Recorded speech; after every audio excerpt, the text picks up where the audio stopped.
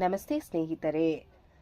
ವೈಶಾಖ ಪುರಾಣದ 17ನೆಯ ಅಧ್ಯಾಯ ಅಪಾರ ಪುಣ್ಯ ಪ್ರಾಪ್ತಿ. ಮತ್ಸ್ಯಮೂರ್ತಿಂ ವೇದವೇದ್ಯಂ ಶಾಸ್ತ್ರಾಣಂ ಪ್ರಭಾವಂ ಹರಿಂ ಸ್ಮರಾಮಿ ಸತತಂ ಭಕ್ತ್ಯೆ ಮಾಧವಂ ಮಧುಸೂದನಂ. ಶ್ರುತಕೀರ್ತಿಯು ಮುನಿಗಳನ್ನುದ್ದೇಶಿಸಿ ಹೀಗೆ ಹೇಳುತ್ತಾನೆ. ಈ ಮುನಿವರ್ಯ, ವೈಶಾಖ ಮಹಿಮೆಯನ್ನು ನಿಮ್ಮಿಂದ ಎಷ್ಟು ಕೇಳಿದರೂ ತೃಪ್ತಿಯಾಗಿಲ್ಲ. ನನ್ನ ಪೂರ್ವ ಸುಕೃತದಿಂದಲೇ ಈ ಭಾಗ್ಯ ನನಗೆ ದೊರೆಯಿತು. ಇನ್ನು ವಿಸ್ತಾರವಾಗಿ ಈ ಧರ್ಮಗಳನ್ನು ನನಗೆ ತಿಳಿಸಿ ಎಂದು ಪ್ರಾರ್ಥಿಸಿದರು.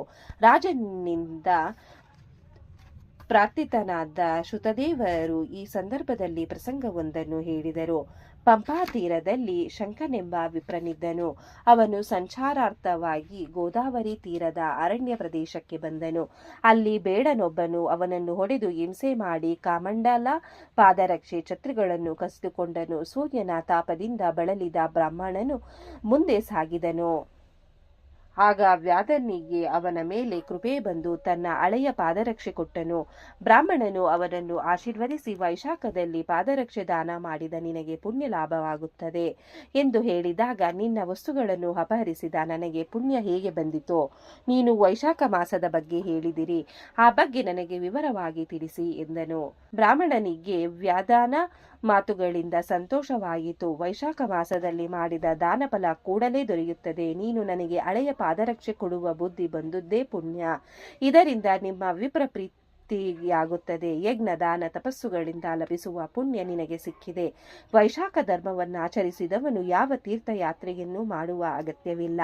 ಈ ಮಾಸದ ಮಹಿಮೆ ಅಪಾರವಾದದ್ದು. ಅಲ್ಪದಾನದಿಂದಲೇ ಮಹಾಪುಣ್ಯ ಲಾಭವಾಗುತ್ತದೆ.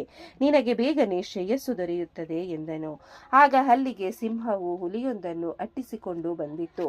ವೈಶಾಖ ಮಾಸ ಮಹಿಮೆ ಕೇಳಿದ್ದರಿಂದ ಅವುಗಳ ವೈರ ನಾಶವಾಗಿ ದೇಹತ್ಯಾಗ ಮಾಡಿ ದಿವ್ಯ ರೂಪ ತಾಳಿದವು. ಶಾಪಮುಕ್ತರಾದ ಅವರಿಬ್ಬರು ಶಂಕ ಬ್ರಾಹ್ಮಣನನ್ನು ನಮಸ್ಕರಿಸಿದನು.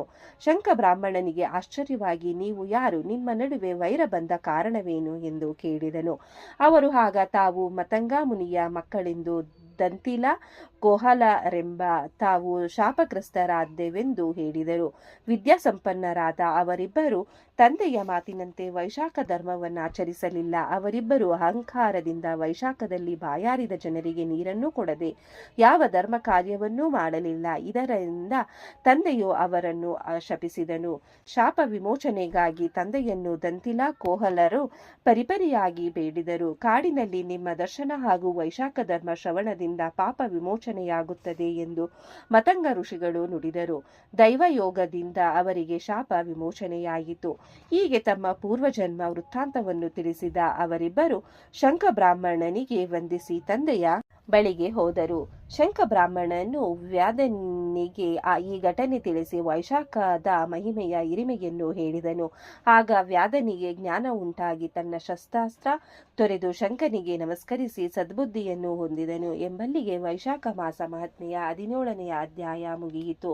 ಈ ಅಧ್ಯಾಯವನ್ನು ಓದಿದವರಿಗೂ ಕೇಳಿದವರಿಗೂ ಶ್ರವಣ ಮಾಡಿದವರಿಗೂ ಆ ಭಗವಂತ ಒಳ್ಳೆಯದನ್ನು ಮಾಡಲಿ.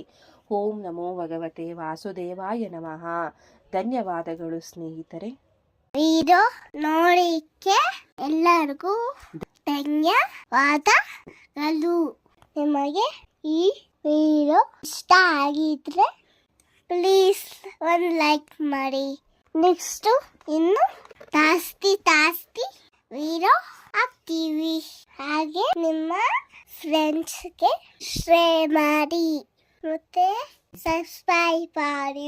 Thank you very much.